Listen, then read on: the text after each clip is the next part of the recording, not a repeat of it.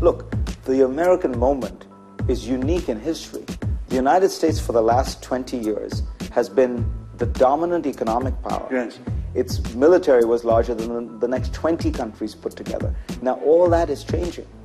And so the United States will still be the most powerful country in the world, yes, but it will be first among equals. Fareed Zakaria blev født i Indien i 1964. Han er uddannet på Yale. Han har været redaktør af det kolossalt indflydelsesrige tidsskrift Foreign Affairs og er i dag chefredaktør på den internationale udgave af bladet Newsweek. Og så er han forfatter. Hans nye bog er skrevet, men endnu ikke udkommet, og den fortæller han os om her.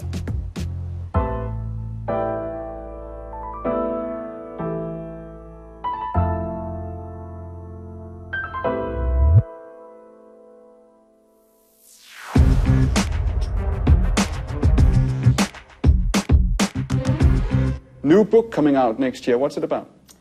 The new book is going to be called The Post-American World. Really? And it's about the next phase, if you will, of the international system. As I see it, we went through the Cold War, then really a kind of American world from 1989 to about 2009 probably. But very soon we are moving into the next phase, which is a post-American world. Are you certain about this? Because the Americans have certainly tried to extend the unipolar moment, haven't they? They will do anything they can to keep power. Well, wouldn't you? I mean, it's more out of a sense of nostalgia. I don't think it's out of a sense of knowing the world that we're in and not wanting to move into uncharted waters. But if you look around, yeah, I mean, politically and militarily, the world will, of course, remain dominated by the United States for a while. But look around. I mean, the tallest building in the world is in Taipei. The richest man in the world is in Mexico. The largest shopping mall in the world is in Beijing. Yes. The biggest financial market in the world is in London. Yes. Even the largest movie industry in the world is now in Bollywood, not in Hollywood. So, you know, under the political military level, every other element of power is shifting. But isn't the political military level the only one that matters, truly?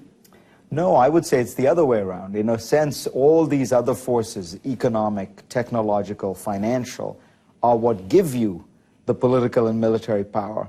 You know, if you think of the British Empire, it was ruling a quarter of the world, but over time what happened was basically it did not have the economic strength and stability to sustain this vast empire. Right. The United States is a much richer country than Britain ever was, but it still faces very much a similar imperial dilemma, which is, you know, while it is distracted by the arrangements of power sharing between Sunnis and Shias in Baghdad, on one side of the world China is growing, India is growing, on another side of the world Brazil is growing, Russia is resurgent, and all these forces tend to sap away at America's total freedom of action, total power that has been unchallenged and unrivaled for almost a generation now. So there's an irony in this, isn't there, that for 10 or 15 years you have the Americans debating the unipolar moment, discussing what to do with all this great power. The moment they begin applying it in Iraq,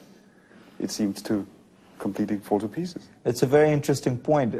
Perhaps there's a lesson there, which is that if you try too hard, you lose it. Yes. That is the nature of this kind of great global power, is that it must remain somewhat unnoticed and somewhat unexercised. Because once you start exercising it, people start reacting to it. And they start reacting in ways that undermine your own power. So at the very moment when, you know, I mean, there is a kind of physics principle about this, Heisenberg, the moment you see something, the object changes. Yes, and I'm thinking about this because when we've spoken to Richard Pearl, we've spoken to Francis Fukuyama, they talk about democracy promotion. They say the US, we should promote democracy and do this, that, and the other. We can't do it by armed force, and we have to do it differently, and so forth. At the same time, they say something to the extent that the US should be very careful about appearing as if it is in fact promoting democracy. Are you saying the same thing, that the US have to come up with some kind of indirect fashion of trying to assert itself? Or?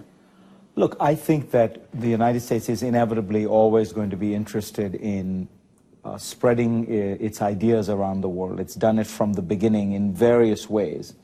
But the very powerful military and unilateral way in which it has been done in the last 2 decades is simply not sustainable in the long run. And so, yes, of course, the United States is going to do it other ways. What it really should do is do it in partnership with others. Europe actually does a very good job of this. If you look at the European record in, I don't know, Portugal, Greece, yes. Spain. Yes. And look at what we have to work with there. I think that one could argue that the US and the Europeans could work together in places like North Africa, the Middle East, on doing this kind of thing. Using soft power as the phrase goes. But the more important issue for the United States is going to be how does it devise a way of dealing with this new world where every country does not view nationalism as meaning anti-Americanism. In other words, to be a patriot in Russia today means standing up to the Americans. To be a patriot in China today means standing up to the Americans. To be a patriot in Brazil today means standing up to the Americans. So that is a trap that the United States has to get out of. So if